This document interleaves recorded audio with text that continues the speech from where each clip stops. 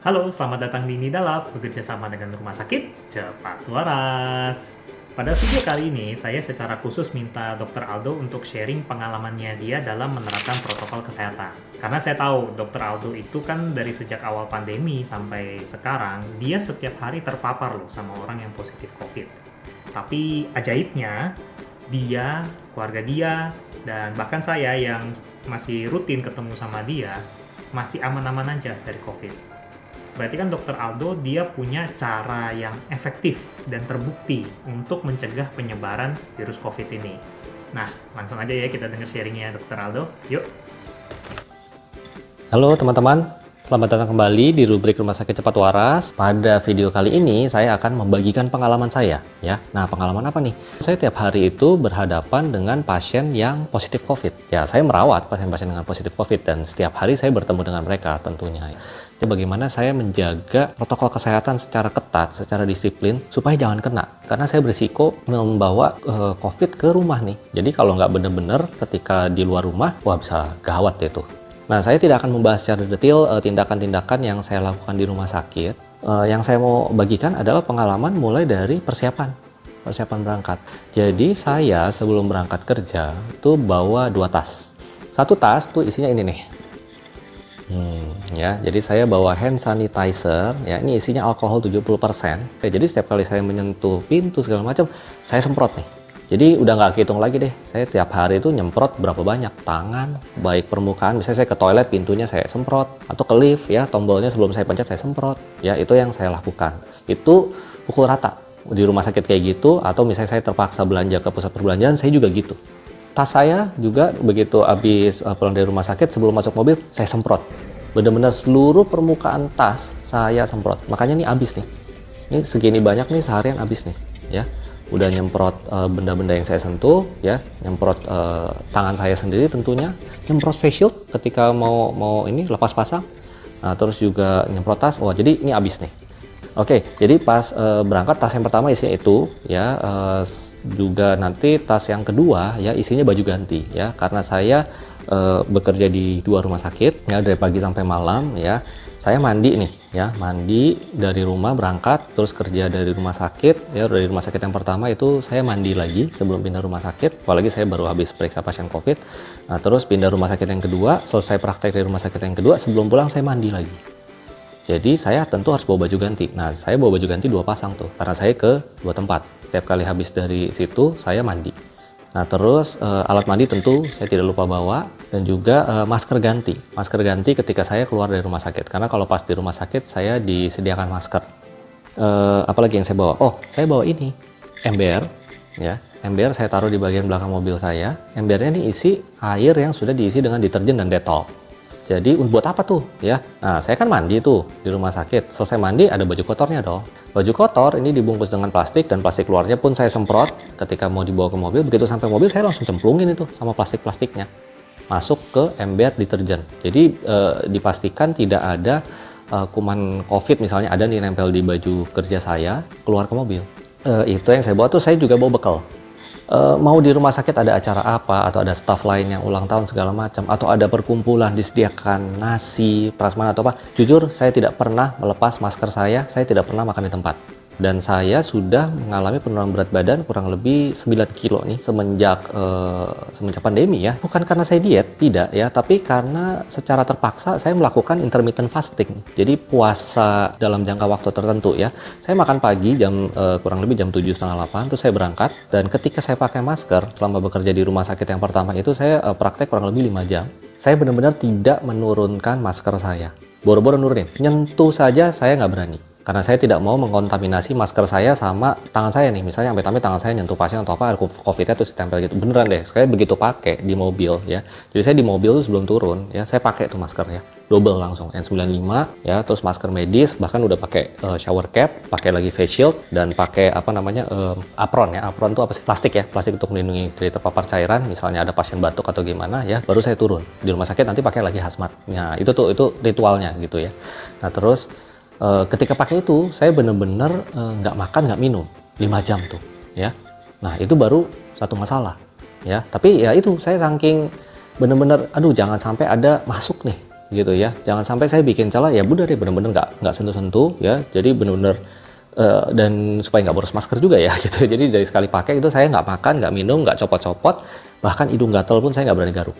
Saya tidak bilang itu suatu penderitaan. Ya, di awal-awal iya, saya merasa itu adalah penderitaan dan beban yang sangat luar biasa. Tapi setelah kurang lebih 1 bulan menjalani, itu menjadi hal yang biasa buat saya. Justru kalau saya garuk-garuk atau itu, saya malah jadi nggak tenang. Saya jadi was-was. Karena sudah terbiasa banget melakukan hal itu, saya jadi tidak kelaparan lagi. Ya, padahal saya baru makan yang tadi mestinya makan siang, jadi makan sore. Terus saya juga terbiasa nahan gatal hidung segala macam. Nah, pertanyaan yang berikutnya muncul adalah kencingnya gimana? Nah, karena kalau pakai hazmat, mestinya itu hazmat nggak boleh buka tutup. Semua alat pelindung diri termasuk masker segala macam, kalau kita turunin hazmat segala macam, itu pilihannya 2, entah disterilkan atau buang. Tidak ada tuh dinaikin lagi, pakai lagi, taruh meja, makan, pakai lagi yang sama. Oh enggak, kalau misalnya kayak gitu itu masih potensi masuk kumannya ya. Makanya saya nggak mau, selain jadi boros APD karena mesti gonta-ganti terus ya. Saya ngobrol, pipisnya gimana? Saya pakai Pampers teman-teman. Waduh, ini pengakuan yang bikin malu sih sebenarnya. Cuman saya terpaksa melakukan itu. Saya nggak kuat nahan pipis lama-lama ya. Jadi begitu nyampe rumah sakit, sebelum saya pakai hazmat, saya langsung ke toilet, protokol disinfeksi ya di toiletnya. Saya pipis, baru pakai hazmat, dan bener-bener tuh kalau misalnya terpaksa harus pipis selama bekerja, saya pipis di Pampers. Beneran, ini nggak bohong. Saya nyetok Pampers di rumah gitu ya. Jadi saya pakai Pampers dalam hazmat, terus benar-benar nggak sentuh-sentuh. Itu yang saya lakukan di rumah sakit. Begitu selesai kegiatan, saya mandi, terus masuk mobil, ya pas masuk mobil gitu ya, pakaian kotornya masukin ke ember yang udah diisi deterjen, baru saya makan di mobil. Sebelum makan pun tentunya juga saya disinfeksi dulu segala macamnya, baru saya sentuh lunchbox yang saya bawa dari rumah. Saya tidak pernah jajan di luar, terus terang sedih sih, karena saya ini suka jajan sebenarnya ya, tapi ya terpaksa deh demi melindungi diri dan keluarga. Saya pindah ke rumah sakit yang kedua. Di rumah sakit yang kedua pun ritualnya sama. Untungnya saya praktek sore malam itu hanya sekitar 2-3 jam ya. Habis itu mandi terus pulang. Nah, nyampe rumah ya udah tinggal bawa turun embernya. Terus tas ya, ketika meskipun sebelum masuk mobil saya sudah didisinfeksi, itu tas-tas ya. Pas keluar mobil saya mau bawa turun ya untuk diisi ulang isinya dengan baju untuk besok harinya, saya pun disinfeksi lagi tas saya.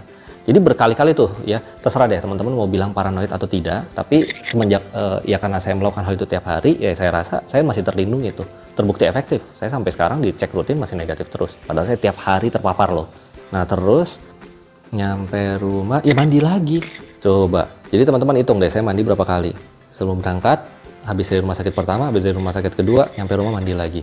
Dan itu benar-benar saya dari pintu depan begitu nyampe langsung masuk kamar mandi. Nggak nyentuh anak, nggak nyentuh istri, makanya langsung mandi dulu, udah mandi bersih segala macam. Setelah mandi juga di rumah gagang pintu yang saya pegang sebelum saya mandi itu saya disinfeksi lagi, baru saya keluar, baru interaksi sama anak istri. Itu yang saya lakukan setiap hari. Nah sebenarnya mungkin buat teman-teman akan agak sedikit beda ya, karena kalau saya jelas nih paparannya ya, kemungkinan besar saya terpapar COVID di mana. Nah teman-teman yang mungkin kerjanya pindah-pindah ya, atau mesti ke banyak tempat dalam tiap hari, itu malah resikonya tinggi banget loh. Saya masih beruntung, saya di rumah sakit, orang-orang yang datang ke rumah sakit juga takut, mereka menjalankan protokol. Di rumah sakit pun saya dikasih kayak kaca pembatas ketika berdiskusi dengan pasien, menanyakan keluhan pasien gitu ya. Nah tapi saya nggak bisa bayangin teman-teman yang misalnya kerja di toko ya, atau berdagang keliling, kalau ketemu orang, lawan ketemunya itu nggak jaga jarak, nggak pakai masker, atau teman-teman juga tanpa sengaja masih nurunin, naik turun. Aduh, itu masih resiko tinggi sekali untuk terpapar. Jadi memang harus ketat sekali ya teman-teman. Ini berdasarkan pengalaman saya loh ya. Saya menganggap protokol itu benar-benar harus ketat sekali dan harus dijalankan sebaik mungkin ya. Cuci tangan, jaga jarak, pakai masker gitu. Dan pakai masker itu benar-benar ini masker medis ya. Harus benar-benar hidung tuh ya. Jangan sampai ada celah loh. Jangan sampai ada celah. Ini belum double N95 dan percaya deh, tidak akan bikin sesek. Tidak akan bikin sesek masker itu ya. Tidak akan mengurangi kadar oksigen ya, tidak akan bikin kita tercekik. Itu hoax semua. Saya masih tetap edukasi panjang lebar segala macam meskipun saya pakai 2 masker N95 lagi. Tahu ketunggakapnya kayak apa. Kalau gerah iya, tapi lama-lama itu akan jadi terbiasa. Ini harus benar-benar nih. Begini nggak boleh. Begini nggak boleh. Begini, aduh, apalagi itu kuman udah nempel di leher, habis itu dibalikin lagi ya. Apalagi begini. Ya, mau ngomong tutup ya. Atau kadang-kadang saya lihat tuh ada orang terima telepon ini diturunin. Apa hubungannya? Emang kalau Anda pakai masker, suara Anda tidak terdengar? Enggak, ya. Jadi, aduh, masih banyak sekali nih celah, ya. Makanya kasus kita masih meroket. Gak bisa Anda bilang, saya kemana-mana masih pakai masker. Coba introspeksi.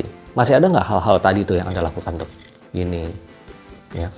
Gini, ya. Atau begini, terus pakai lagi. Terus nggak cuci tangan, ya. Atau begini, nih. Ya, terus ada telepon, turunin gitu. Halo, ya.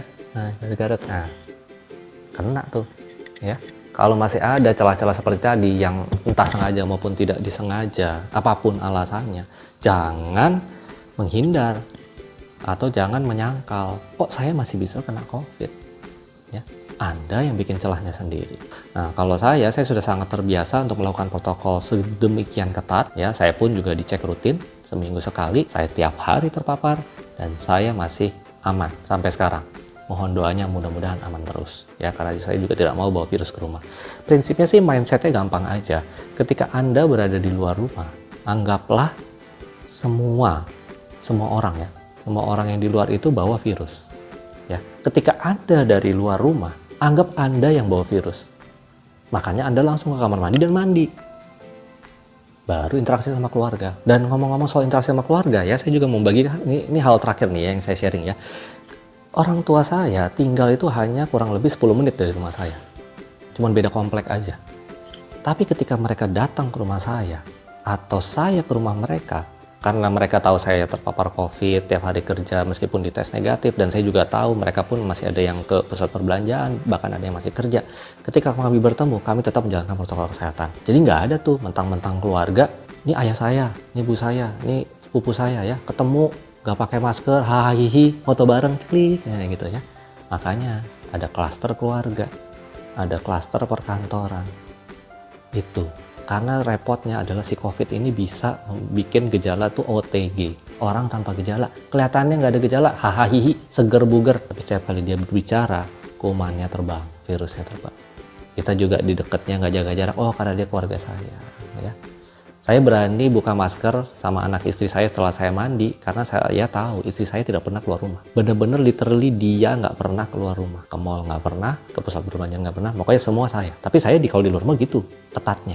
Bener-bener luar biasa ketat. Jadi sekian, itu yang bisa saya bagikan pengalaman saya. Silahkan disesuaikan dengan kegiatan teman-teman sehari-hari, tapi pahami prinsip-prinsipnya. Ingat, rumah sakit sudah penuh, bener-bener. Kalau semua tempat penuh, Anda mau dirawat di mana?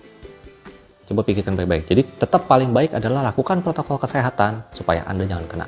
Semoga kita semua sehat, semoga kita semua di dalam perlindungan Yang Maha Kuasa, dan tetap waras, makin waras. Sampai berjumpa di channel di dalam berikutnya. Like dan subscribe, jangan lupa. Sehat selalu, bye-bye.